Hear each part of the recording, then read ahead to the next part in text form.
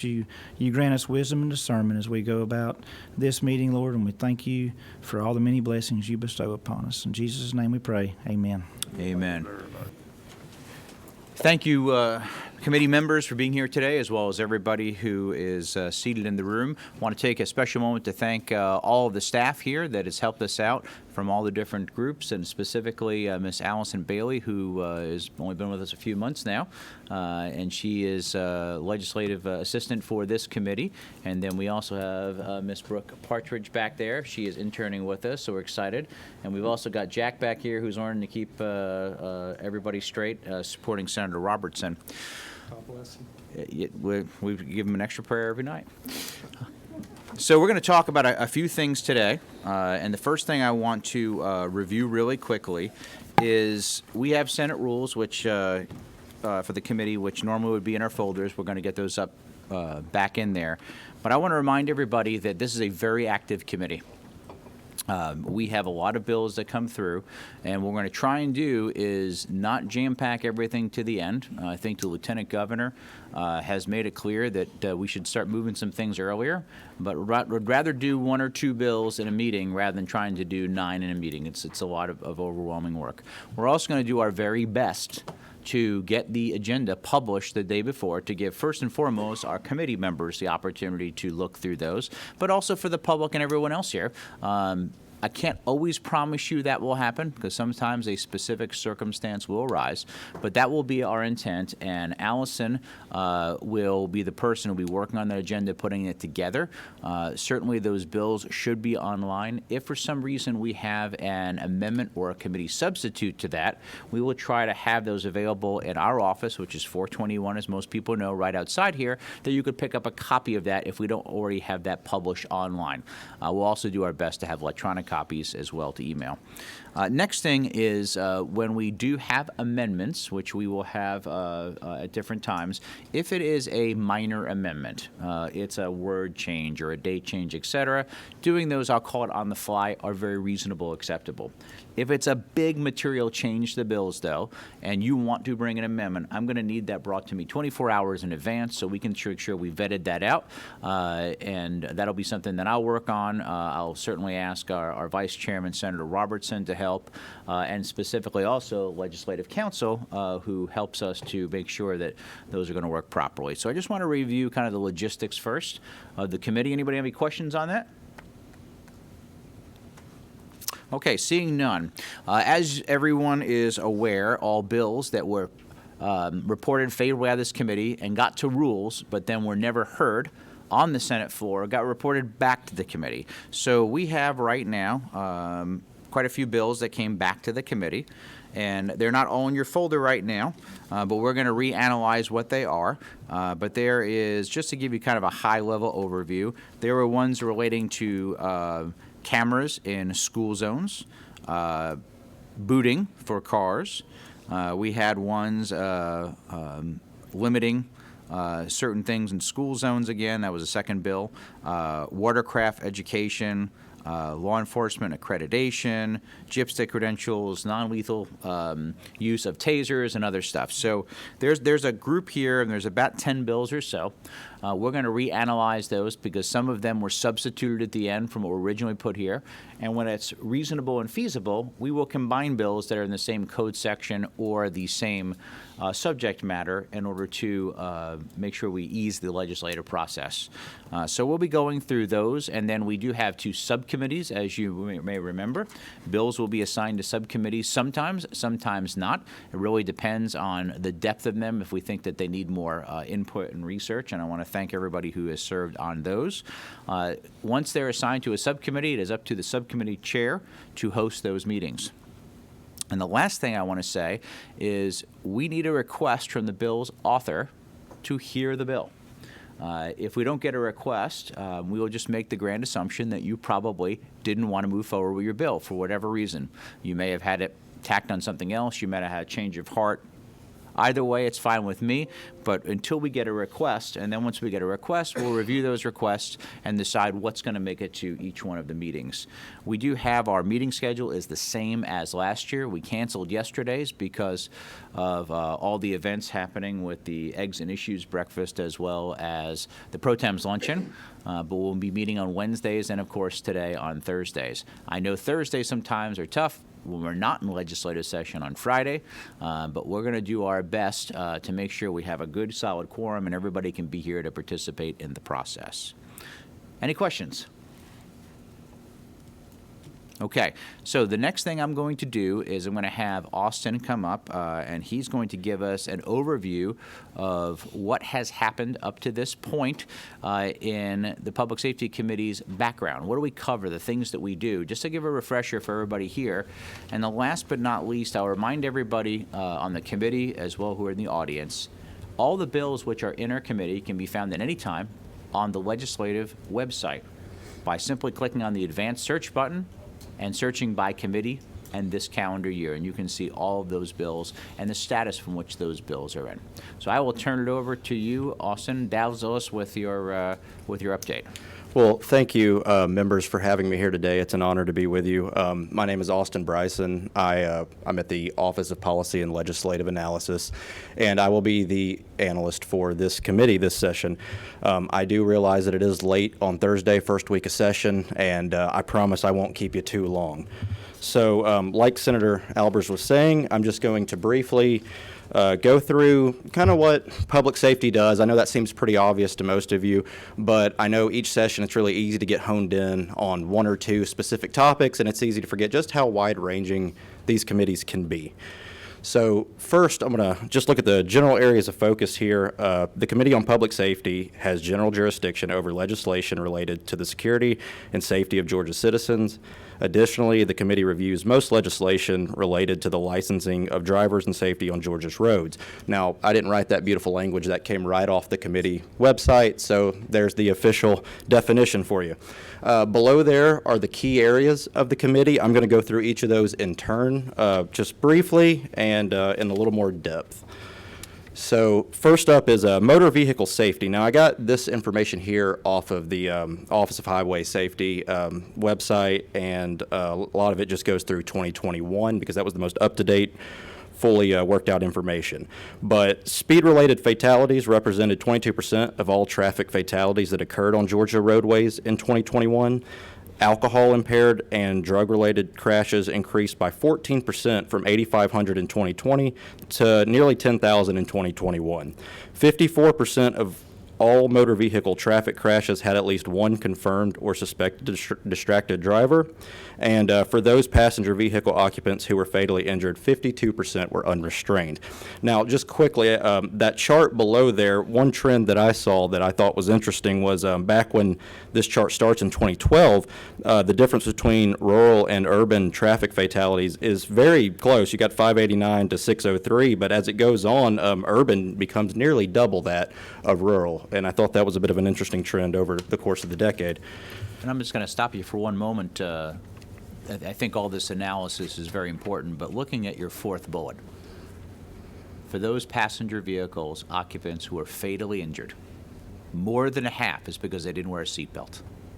The one simplest thing that we can do to save somebody's life. I think that's very important to point out. Thank you. Absolutely. Thank you, Senator. And so next topic that this committee covers largely is DDS procedures. So Georgia maintains 67 Department of Driver Service locations statewide. Digital licensing is probably something you've all heard quite a bit about. It's a new feature. It's making headlines. The office has received 2 grants recently. One was a grant award of $117,000 that'll be used for to fund a traffic data analyst, which I drive from Woodstock every day, so I'm very happy. Anybody that's analyzing traffic patterns, so it's good with me.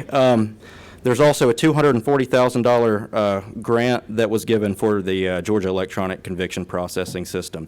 And just as sort of an example, you know, I've put these out throughout the presentation. HB 120 is an example of a bill that dealt with standards for issuance and revocation of limited driving permits for certain offenders.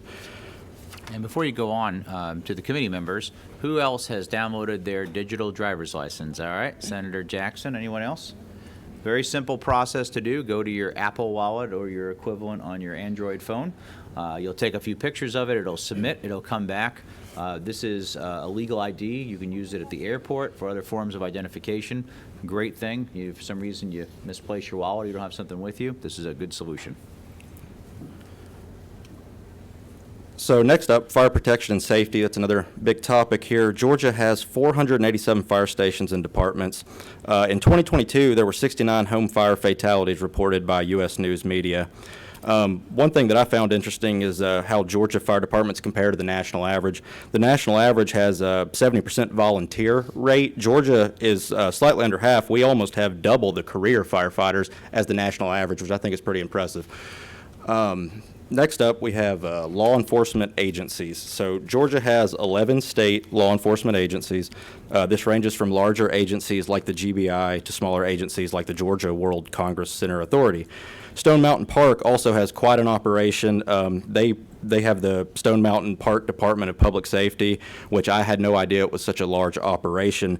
The DPS provides police, fire, emergency medical, and rescue services to the park's visitors and employees. Another thing that I just wanted to put in here briefly is post-certification, and most of you know what that is, but the Peace Officer Standards and Training Council puts out the standards for training our police officers in the state, and that is an extremely important part of making sure that our officers stay safe, our citizens stay safe.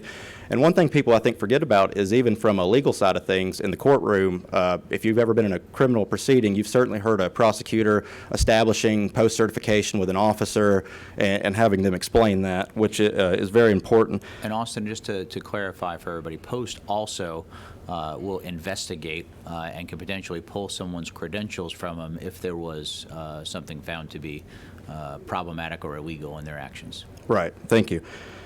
So in Georgia, there's 159 elected sheriffs, one for each county. There's approximately 350 local police departments, 12 marshal offices, and approximately 12 county police departments. Here, the example bill I used for this category was HB 142, which dealt with the establishment of unified campus police forces. So the next topic's pretty straightforward, so I just got an example here, but school bus rules are important, and this committee does deal with that. HB 301 was the example I used here, and that dealt with violations of improperly passing a school bus and speeding in a school zone when captured by cameras. Why don't you go back one for it? Absolutely. It's a good reminder for everybody here. So just take a moment and remember when you can, especially if you're on the other side of the street, pass a school bus. Only if the highway is fully divided. Make sure that you don't do that. There are cameras on a lot of our school buses, too, that capture people to doing that. We want to make sure the kiddos are safe. Yes, ma'am. Your number with... Would you talk in the microphone? Oh, and my mask. Your number when you're talking about officers, are they... I'm assuming they are included, but school resource officers, are they in that number that you quoted? Let me go back here. They, I'm not sure that they would be in this number here. They very well might be. I don't know they'd be included in the local police departments. I think that's mostly city, but We have a resident expert right here, Vice Chairman. I think that's a great question, because I know Cobb County school system has their own police department, Muskogee County school system. Most of the universities and colleges have their own, so I think that would be great if we make sure that all of those numbers are part of that. Okay. Because that's something that gets missed way too often and needs to be there, because Cobb County doesn't need resource officers because they have a police department. Thereby, they have the resource officers already there. So in Harris County, the resource officers in our school were provided by the Harris County Sheriff's Office. So it's a sharing of resources. So great question, Senator. You're quite We welcome. need to add those in. Let's break those out to Austin maybe for a future meeting. sounds good. Thank you. So next up, we have firearms. I mean, I think we all know how this applies, but I did want to point out that some firearm bills will go to judiciary, some come to this committee, for instance, constitutional carry. Some of that goes to judiciary, but I've used two examples here of SB 277 and SB 344 from the 2022 session. These bills dealt with, the as introduced of 277 dealt with extended exemptions for weapons carry laws for certain court officials inside of a courthouse, and 344 dealt with, it was a bill that required training to possess certain firearms. Now, I'm a little hesitant to show you this slide as much as I like to shoot off fireworks on 4th of July, but it is important. So the firework industry has become a multi-billion-dollar industry in the United States, and according to the National Fire Protection Association, fireworks started over 12,000 known fires in the U.S. in 2021, including over 2,000 structure fires, 300 vehicle blazes, and nearly 10,000 others. The NFPA estimated that fireworks could start some 19,000 fires annually in the United States. I do want to comment, when Georgia passed the fireworks law, when we did years ago, one of the things we put in there is the ability, based on us having a drought or other weather conditions, to suspend some of the times and dates that we allow fireworks for some of the very reasons that you're citing. So here I've got rules of the road, another category that we deal with here. The two pictures I have are what reminded me of traffic violations the most. I've got Spaghetti Junction from my many drives from Marietta to UGA during my internships during rush hour, as well as my current exit at the Capitol, where I often see people trying to move over 7 lanes to get off there last minute because they didn't read the sign. So the two example bills that I used here were HB 119 and 541. Both of these just dealt with procedures for passing vehicles. For instance, 119 modified the procedures for passing stationary vehicles other than authorized emergency vehicles.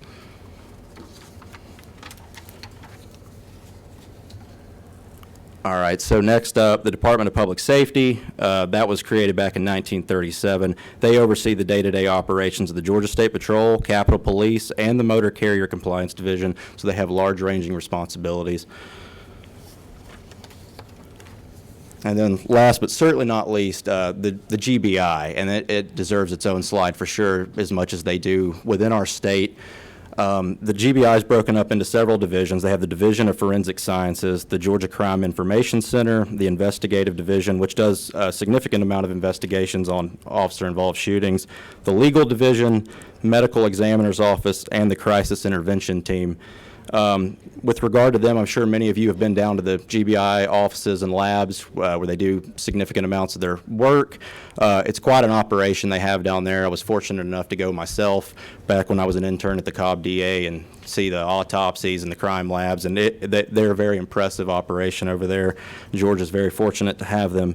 But with that said, I promised I'd keep it brief, and I think that covers the major categories of the Public Safety Committee. So thank you so much for letting me be here today, and I'll turn it back over to the committee. Thank you. Thank you, Austin. Great job. I do want to add the Department of Corrections, which is our prisons, even though sometimes they will fall under state institutions and properties for the committee for the actual physical building.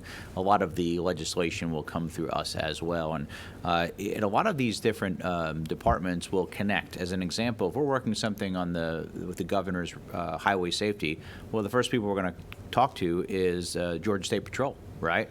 Because they're out there on our roads all the time. We'll be working with our Georgia Sheriff's Association, with Georgia Chiefs of Police. We'll work with sometimes the DOT to make sure that we're connecting those dots. We have a lot of partners in here. Same with the Firefighter Association, the Fire Chiefs Association. We've got a lot of groups that are very well represented here at the Capitol that can't have all the folks in their profession here at any time, and they send some pretty darn good people down to speak on their behalf.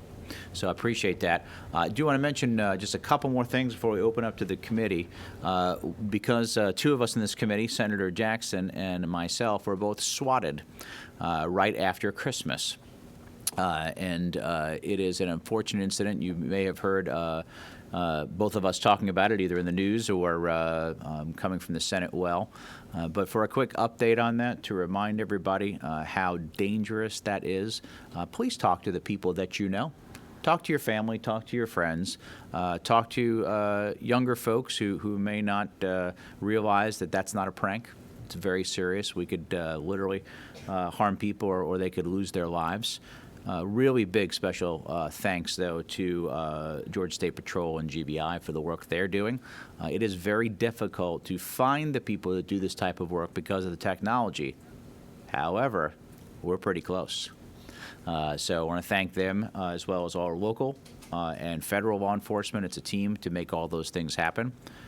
Also want to just say that I'm sure you all heard Mayor Dickens spoke at the Exit Issues Breakfast yesterday, as well as there's a lot of PR between him and Chief Shearbaum here in Atlanta for the tremendous job they have done to reduce the crime rate in our capital city. That is certainly worth celebrating. A big part of that is the support of our law enforcement, the very intentional work, as well as the crime suppression unit, which Governor Kemp put into place. Many of us have ridden along with the crime suppression unit that's going out 3 to 4 days a week with a complement over 100 officers from Georgia State Patrol, bringing in other state agencies, as well as working with the Atlanta Police, Fulton County Police and Sheriff's Office. So a lot of good things are happening. Is it perfect? The answer is no. But are we trending in the right direction? Absolutely, and that's a wonderful thing. Last thing I want to bring up today is, aside from the 2 standing subcommittees that we have in place, and they are again designed to vet legislation, on occasion, depending on a specific need, we will assign a special subcommittee for the purpose of looking at something that's out of our normal parameters. And in this case, we had a lot of issues in 2023 that really stem back, candidly, for almost 50 years, but they really came to a head in 2023 with the Fulton County Jail, with 10 people losing their lives, overcrowding. You all saw, I'm sure, in one way, shape, or form, that on the news and the pictures. So I asked clearly the most experienced person that walks in this building every day in the legislature, which is Senator Randy Robertson, our majority whip, to lead that subcommittee, because as a retired deputy sheriff and a major, he's actually both worked in and managed a jail. And he has held 2 committee meetings. I want to let him give you an update, but I will tell you, since he held his first committee, there's no overcrowding right now. Suddenly, things are getting done much quicker and much faster by a little oversight. So kudos to the great work he's been doing, and all the people who have realized with shining a little light on something can get people to get things done a bit more efficiently. So, Senator Robertson, would you give us an update, Mr. Chairman? Yes, Mr. Chairman, thank you. Briefly, I want to thank Chairman Albers for this opportunity, but also I want to thank everybody who we've reached out to. There's some of us, and Senator Jones himself works with a sheriff's agency in his district and understands a lot of this. And when this information came out, the first thing we understand is the vast majority of people don't understand the role of a county jail, what exactly it's supposed to do in relationship to the court. So when we started the meeting, these meetings were basically, the first 2 were basically educational meetings for the committee members. We brought in experts, jail experts. We brought in the Fulton County Sheriff's Office. We brought in the Prosecutorial Attorneys Council to basically explain the system, if you will. The Sheriff's Office came in and explained what the jail does. And as many people have admitted, and as was brought out in the meeting, there is a misunderstanding, a common misunderstanding within the community about what a jail is and what a prison is. They are not the same by any stretch of the imagination, nor is the responsibilities of the individuals operating those facilities. Very different.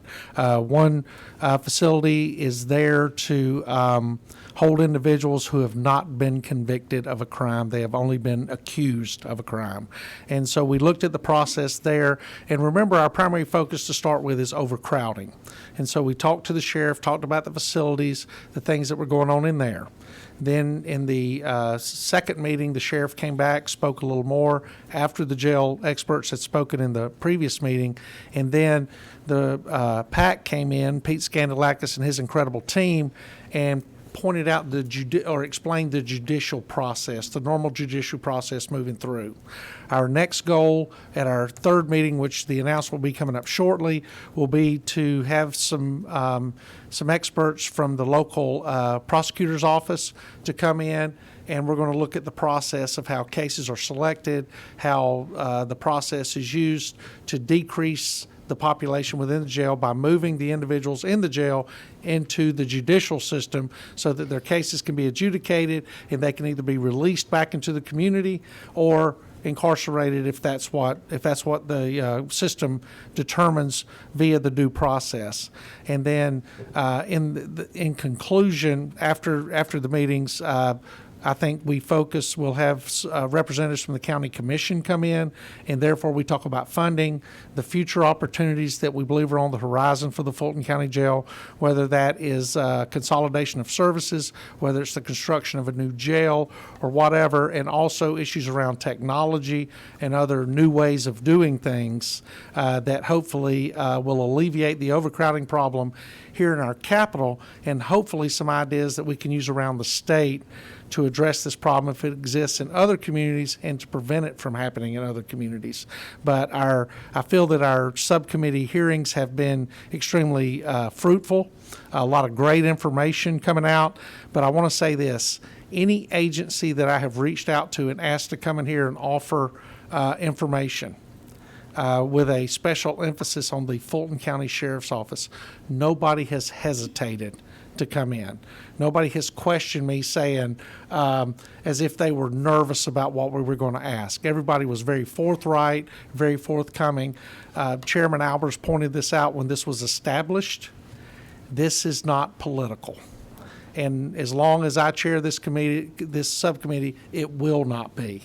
We need the information so we can solve a legitimate problem, not only for those that run these facilities, but for the men and women, the citizens of Georgia, who are being held there, awaiting to have their constitutional rights of due process.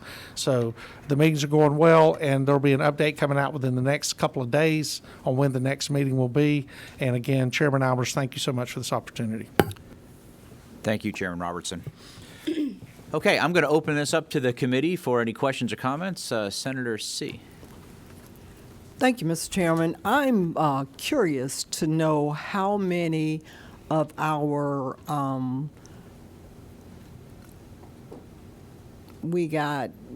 counties or municipalities that have their own training establishment. Many more, I'm learning, are having them or acquiring them or building them or whatever.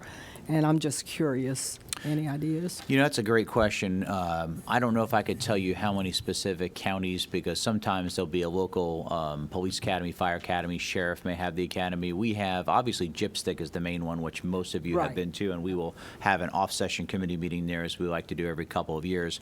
Director Wigington, who leads GIPSTIC, is got a pretty robust plan to increase our regional academies, so we have more opportunities to do that. I think you're also going to see some pretty exciting things coming down the line that many of us have been working on to increase the hours of training for our new police officers. Things have changed. The world continues to evolve, and I think everybody here believes more training is good, whether that be through one of the regional systems or at the future Atlanta Police Training Center, which I look forward to cutting the ribbon before we know it. Other questions, comments? Yes, Senator Williams. Thank you, sir. I'd like to go back and look at some of these school cameras where they're located. Schools are close to a fall line or a freeway. They're not exiting or entrance or exit onto that freeway or fall line, but they have cameras and they turn it into a school zone, but they're not putting flashing lights to let people know when they're operating. I'd also like to require that when they send you a photograph of your tag that you've exceeded the speed, that there's also in that photograph that can wide angle the lens so that the speed that you're being clocked at, that's shown on that radar, also validates what they're writing, because I've had reports that that's not consistent. So I'd like to really look at that issue. I think it is a great issue. Chairman Jay Collins over in the House and I and Senator Robertson spent quite a bit of time working on it toward the end of the session. We do need to make some updates to that. I agree with everything you're saying. It needs to be done properly. It needs to be consistent. We've had a couple of bad actors, candidly, who are running cameras 24 hours a day, 7 days a week off of school zone times, too, that we'd had to have some conversations. And candidly, we've had a handful of cities who put on standalone cameras. We got an opinion from Legislative Council that was, in fact, illegal. And most all of them stopped immediately. I want to thank the great work that was done through Butch Ayers with the chiefs of police. So we want to make sure that we're consistent, right? We want to be safe, but we also want to make sure that we have the proper parameters in place. So I would love for you to capture that and work with us, because we're going to be updating that bill probably in the next week or so, Great. because I'd like to get it out sooner than later. Right, thank I you. think one of the other last things that we'll mention on that is there's been discussion a long time about who owns the cameras and who makes the decision to do that. And in our bill, I'll just remind everybody, we changed that because the schools and the local jurisdictions were battling over that. The candid answer to this is the schools have no play in that at all. The schools do not maintain the roads in front, and the schools do not have someone out there who would otherwise be running radar and pulling people over for driving in a manner that was inconsistent with the law. So that is up to the local jurisdiction to put that into place. Certainly they'll work with the school, but that is on a city, county, or state road, and it should be the law enforcement's jurisdiction's area to make those decisions. So, but we will have a robust debate on that one, Senator, and I look forward to hearing everybody's feedback and input. I have one more. Yes, sir. Watercraft, you mentioned watercraft education. Where I'm at, we have Lake Sinclair, Lake Oconee, and there's been some fatalities on those lakes, and where someone would be in the wrong and create that fatality. There's no insurance at all, and they've killed the breadwinner of a family, and the family has no recourse, nowhere to go. There's no requirement of liability insurance, and it may be something that we have to look at. That's a very good point. I'd be honored to help you with that, and I think we'll get Chairman Walker as well from the Insurance Committee to probably weigh on that as well. Good, thank you. Thank you. Other committee members, Senator Robertson. Yes, one thing is during off session, I received a couple of phone calls about the possibility of agencies running speed traps in a couple of parts of the state, primarily down South Georgia. And so, I'm sorry? So, which shall remain nameless until we get the information. But there are penalties in Georgia code for doing that. And what I hope to do during this session is look at some of those code sections, because something that any good law enforcement officer opposes is revenue-based policing. Mm-hmm. And I want to be really careful as we look at this technology too, that if we're using cameras to send citizens a citation, that the fees being charged are flat fees and they are not, or penalties or flat penalties, and that there are not additional fees being added on top of this that would put the undue financial stress on the operator, thereby appearing to be revenue-based policing. But the fees would have to be something negotiated between the vendor and the municipality, coming from the profit side, if you will, the vendor side, and not from the motorist who is cited. As an example, there was one piece of legislation, it may have been Chairman Collins coming over. I think it had a flat fee of $100. I just wanted to make sure. I went to court during off session with a couple residents who had gotten traffic citations and were really intimidated by the process. And one thing they didn't understand is when the judge set a fine of this, and when they went back to pay it, and I'm sure Senator Jones knows exactly what I'm talking about. They go in the back room, it goes from $100 to $175 because of all of these fees that have been added on by the General Assembly to pay for other things. And while in those types of situations, that's established policy and law, and I understand it, on this technology side, I think it's a little different animal. So we need to be really, I want to look at that. But I am going to follow up on the speed trap issue and be communicating with committee members to see if there may be some action we need to take to better police the police that are attempting to generate unfair revenue from unsuspecting citizens traveling up and down our roads. Other committee members?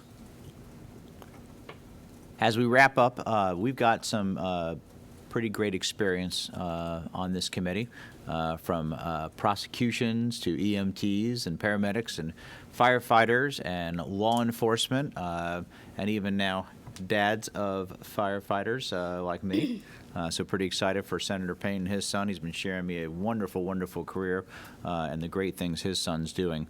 So what we do is very meaningful, and we'll say it 1,000 more times of how grateful we are for every one of our first responders that goes out each and every day to protect our community.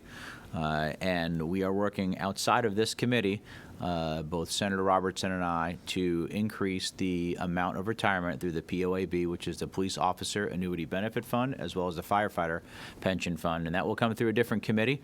But I'd ask you to remember that when those hopefully make it through those committees onto the floor in order to help out all of those who protect us. So with no other further comments, this meeting is hereby adjourned. Thank you and have a great day.